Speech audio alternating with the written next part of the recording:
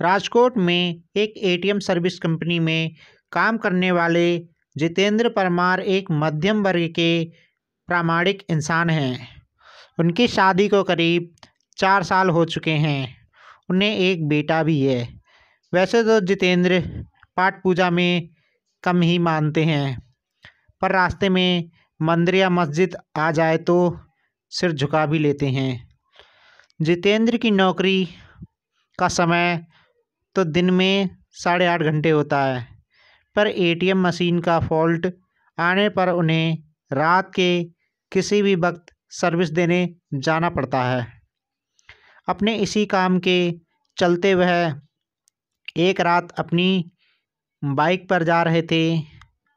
उन्हें शहर से थोड़ी दूर बसे एक रिहायशी इलाके के पास में एटीएम फॉल्ट ठीक करने जाना था।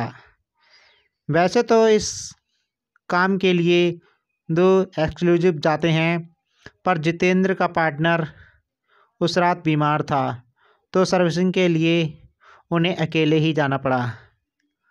स्पॉट पर जाकर जितेंद्र ने अपनी बाइक स्टैंड पर लगाई। तभी उन्हें वहाँ एटीएम बूथ पर एक लड़की दिखी।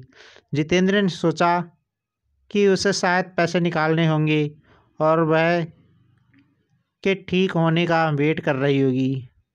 फॉल्ट ठीक करने के लिए जैसे ही जितेंद्र एटीएम बूथ के अंदर आए तो वह लड़की भी अंदर आने लगी। सिक्योरिटी गार्ड ने उन्हें बाहर रुकने के लिए कहा। अब जितेंद्र अपना काम कर रहे थे, तभी अचानक उसकी नज़र एटीएम बूथ के बाहर गई। वहाँ उन्होंने जो देखा उसे देखकर उसके पसीने छूट गए। बाहर खड़ी लड़की एटीएम गार्ड की मुंडी अपने हाथ में लिए खड़ी थी और वह जितेंद्र की ओर घूर कर देख रही थी। यह सब देखकर जितेंद्र का दिल बेतहाशा तेज़ी से धड़कने लगा। उन्होंने वहाँ से नज़र हटा ली और सोचा कि ये उनका भ्रम होगा। वो ये सब सोच ही रहे थे कि तभी अचानक उनके सीनियर का फ़ोन बज उठा। यह फ़ोन वहाँ का फॉल्ट जल्दी ठीक करने के लिए था। कांपते कांपते जितेंद्र फिर से काम करने लग गए। थोड़ी ही देर में उन्होंने एटीएम मशीन ठीक कर लिया। इस बार एटीएम बूथ से बाहर निकलने पर सब नॉर्मल लग रहा था। वह लड़की भी वहाँ खड़ी थी और एटीएम बूथ का गार्ड भी उनके पास आराम से खड़ा था।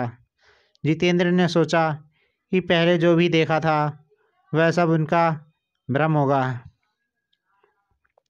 वह काम निपटाकर सीधा अपनी बाइक की ओर दौड़ गया। जाने से पहले उसने एक बार फिर एटीएम बूथ पर नज़र डाली। तब एक बार फिर से उसका दिल दहल गया।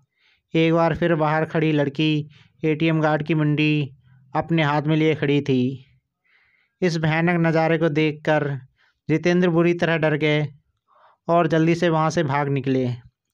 राजकोट वापस लौटते वक्त भी उन्हें बार बार यह भास हो रहा था कि उनकी बाइक के साथ कोई परछाई चल रही है।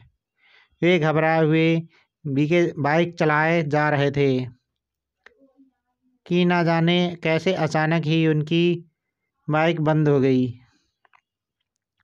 और ठीक एक बरगद के पेड़ के पास जाकर रुकी। जितेंद्र जी को यकीन नहीं हो रहा था कि उनके साथ ये सब सचमुच हो रहा है। उन्होंने नज़र उठाई तो बरगद की शाखा से झूलती एक आकृति नज़र आई। उसके हाथ में एक नरमुंड था और वो अजीब घरघराहट भरी आवाज़ में कुछ बोल रही थी। जितेंद्र जी ये सब देखकर वहीं जड़ हो गए। ना उनकी चीख निकली, ना उनके अंदर हिलने की ताकत बची। चुड़ैल पेड़ से उतरी। उसके उल्टे पांव देखकर जितेंद्र जी के पसीने छूट गए। उन्होंने आंखें मूंद ली और भगवान को याद करने लगे। चुड़ैल उनके बगल में आकर बैठ गई और उनका सर सहलाने लगी। इसके बाद जितेंद्र जी को कुछ याद नहीं कि उनके साथ क्या हुआ।